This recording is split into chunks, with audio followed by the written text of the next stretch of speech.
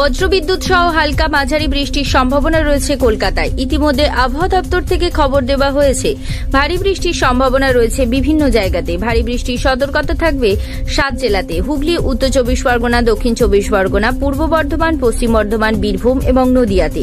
কলকাতাতেও ভারী বৃষ্টি হতে পারে বলে জানিয়ে দেওয়া হয়েছে। তাছাড়া কলকাতা, হাওড়া, পূর্ব মেদিনীপুর, পশ্চিম মেদিনীপুর, ঝাড়গ্রাম, পুরুলিয়া, বাঁকুড়া, মুর্শিদাবাদে ভারী বৃষ্টি হতে পারে। উত্তরবঙ্গের বিভিন্ন জায়গাতে হালকা থেকে মাঝারি বৃষ্টির সম্ভাবনা রয়েছে। বজ্রবিদ্যুৎ সহ বৃষ্টি হতে পারে আজ।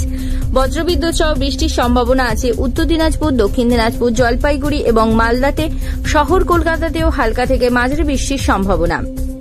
উত্তরবঙ্গের দার্জিলিং, কালিম্পং, জলপাইগুড়ি, কোচবিহার, আলিপুরদুয়ার, উত্তর দিনাজপুর, দক্ষিণ দিনাজপুর এবং মালদার কিছু অংশে বর্ষণ হতে পারে, তবে সেটি হালকা থেকে মাঝারি বর্ষণ হতে পারে।